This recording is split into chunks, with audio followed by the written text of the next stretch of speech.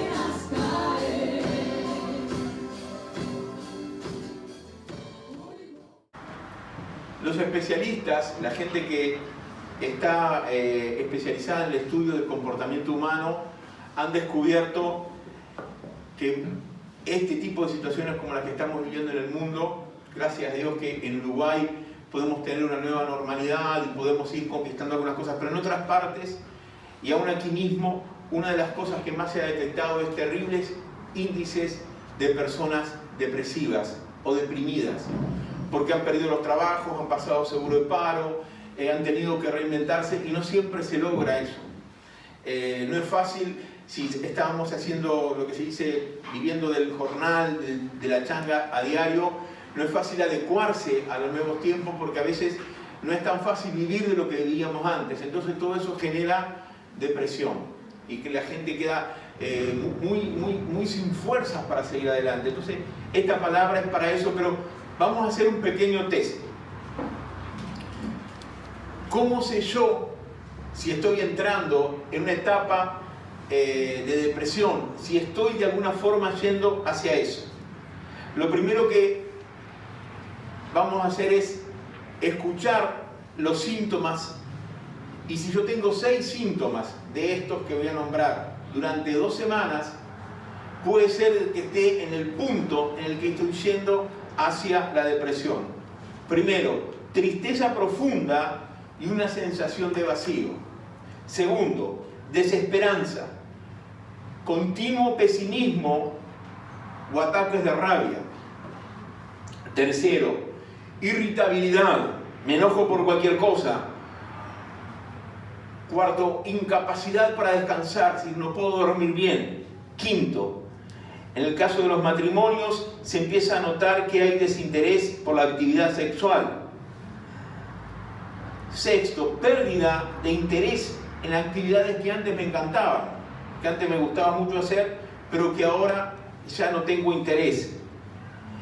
Un continuo cansancio, sigo nombrando, dificultades para recordar detalles, comienzo a olvidarme de cosas que antes me acordaba muy fácil, dificultad para tomar decisiones, dificultad para concentrarme,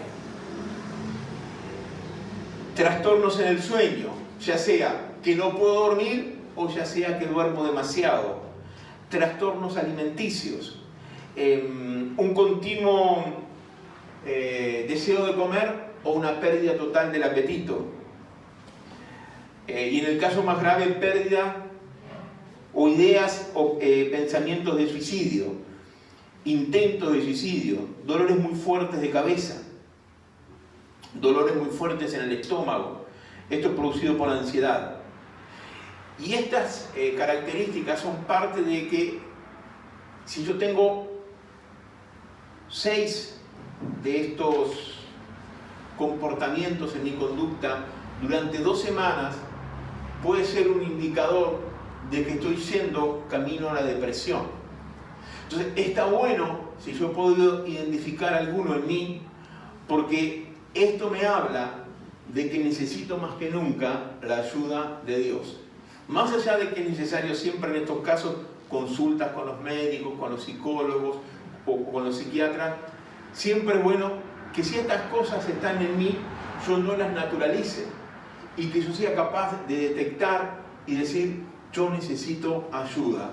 Y en esta tarde nosotros, cuando comenzamos esta reunión, leíamos el pasaje de Habacuc en el que él declaraba que aunque la higuera no floreciera, es decir, que aunque todo estuviera en crisis, aunque falte el trabajo, aunque esté en el seguro de paro, aunque me vaya bien mal en los estudios, aunque mi matrimonio sea un desastre, aunque las cosas no estén funcionando bien en mi casa, él decía, con todo yo me alegraré en el Señor. Entonces, ¿cómo llegó el profeta Habacuc a esa decisión de poder decir, yo voy a confiar en el Señor y yo me voy a alegrar en el Señor a pesar de lo que esté viviendo?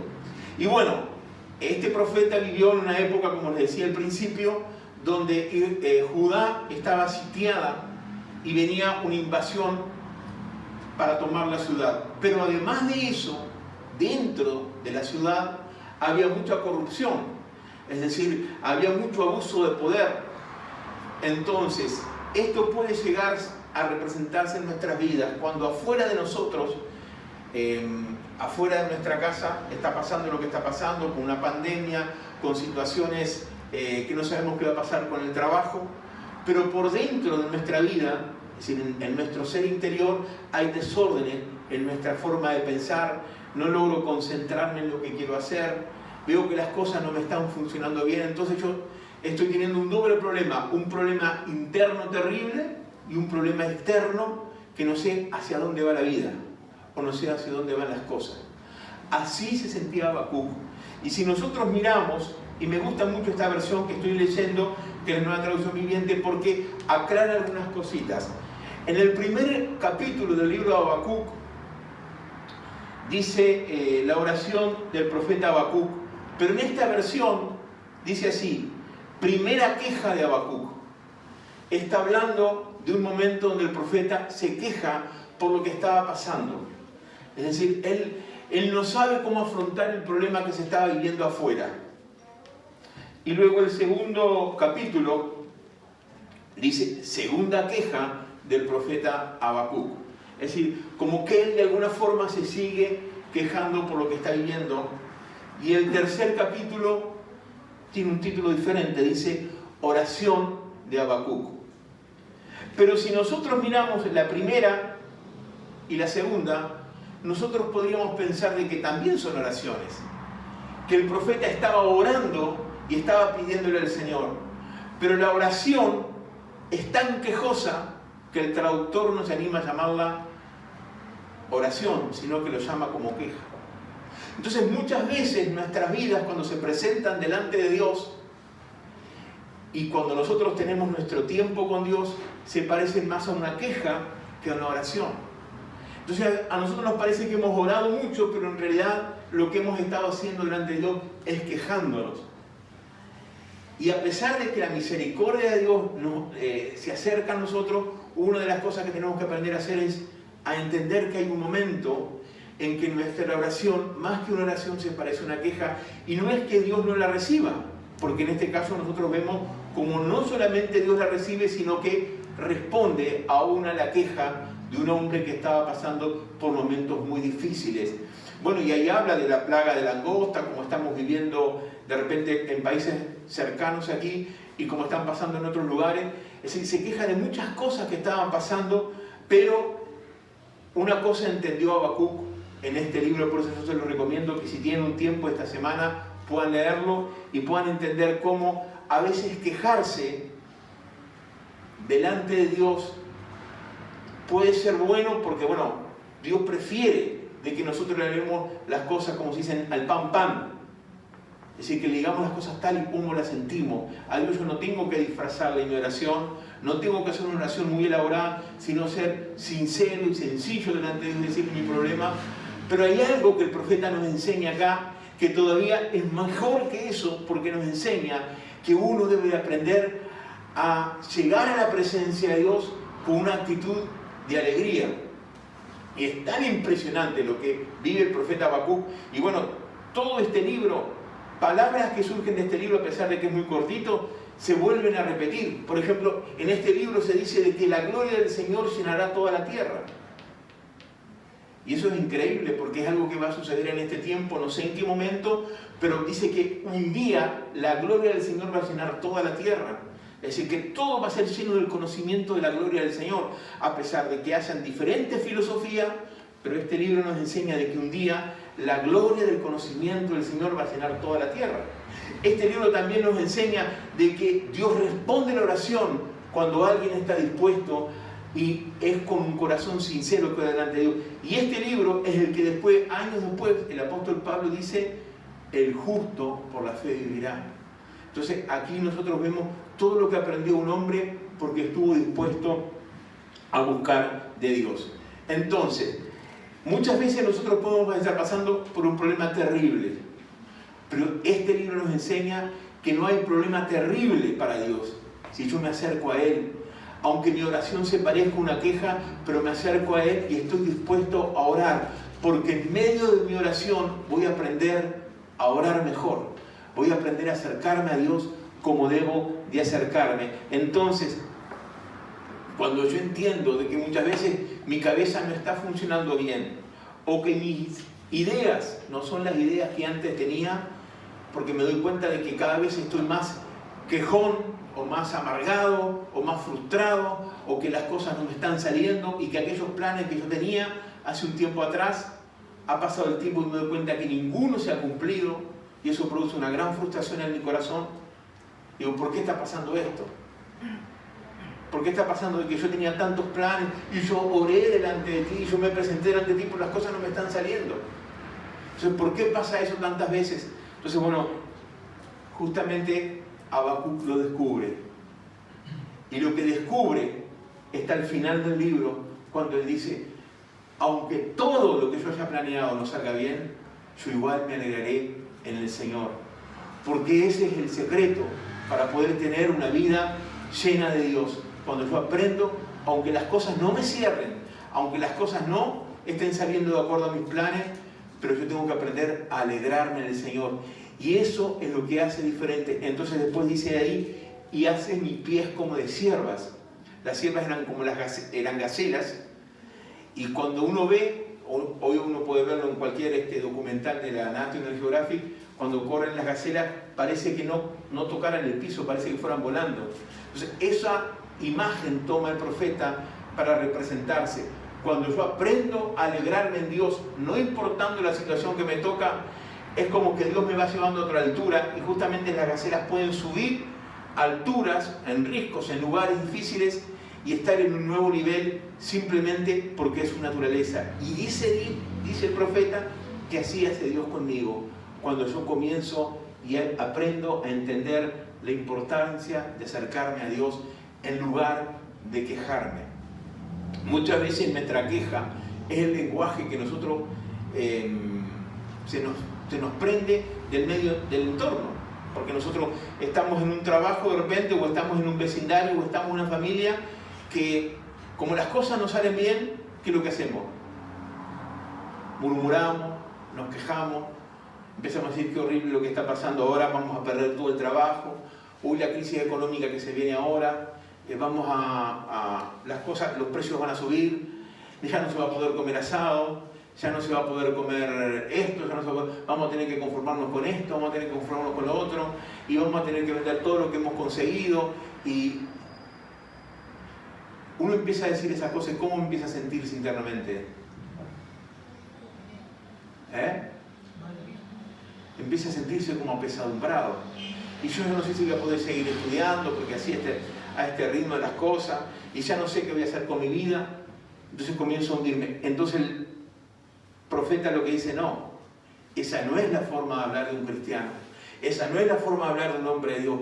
Él comienza a hablar como un hombre de fe, dice, aunque me falte todo, aunque me saquen todo, yo igual me alegraré en el Señor. Es decir, no me condiciona lo que tenga con mi estado anímico, no me condiciona cómo me haya ido con mi estado anímico. Entonces, esa es la revolución que produce Habacuc, y esa es la revolución que tenemos que producir nosotros en este tiempo. Aunque todo me vaya mal, yo igual confío en el Señor. Aunque todo no me salga como he planificado, yo igual confío en el Señor. Y eso es lo que genera que justamente comiencen a cambiar las cosas, cuando estoy dispuesto a creerle a Dios, a pesar de que muchas veces yo piense de que es muy difícil.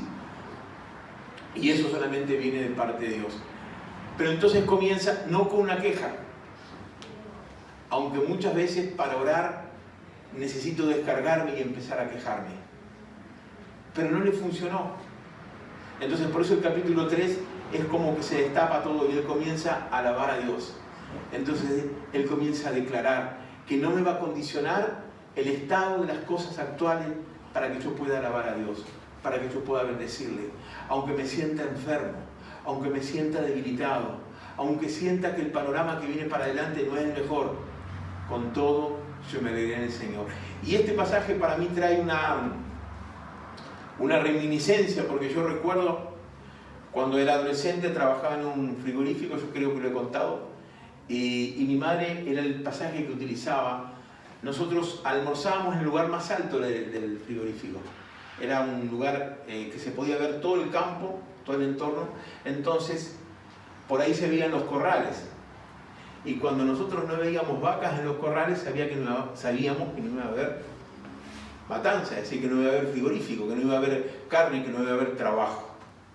Entonces, ya uno veía que los corrales empezaban a quedar vacíos, y ya empezaba a pensar que no iba a haber trabajo. Y ahí yo recuerdo a mi madre que ella cantaba, aunque las vides no florezcan, aunque no haya vacas en los corrales, con todo yo me alegré en el Señor. Y eso abre los cielos de una forma sorprendente, porque en el momento que uno comienza a declarar que la alegría de mi corazón, que la confianza de mi corazón no está basado en lo que yo veo o en lo que yo toco, yo comienzo a mover una atmósfera espiritual, y yo comienzo a ver que los cielos comienzan a moverse, y es eso lo que Dios está esperando, cuando yo comienzo a declarar la palabra de Dios. Y eso nosotros comenzamos, a pesar de que yo abra la heladera, aunque la heladera esté vacía, aunque no haya leche, aunque no haya carne, aunque no haya arroz, en todo yo me alegraré en el Señor. Yo no sé qué sucede en ese momento, pero en ese momento algo comienza a producirse en mí, y eso es la semilla de la fe. Por eso cuando Jesús les habla a los discípulos, les dice, que para tener fe teníamos que tener fe como el tamaño, como el de la semilla, como el tamaño de una semilla de mostaza. Eso es poquito. No pide una gran fe. Dice que con ese tipo de fe yo puedo mover montañas. Entonces lo que está diciendo Jesús en este caso es que yo comienzo con una fe pequeña, y esa fe pequeña es esa fe que yo comienzo a utilizar en esa circunstancia angustiosa.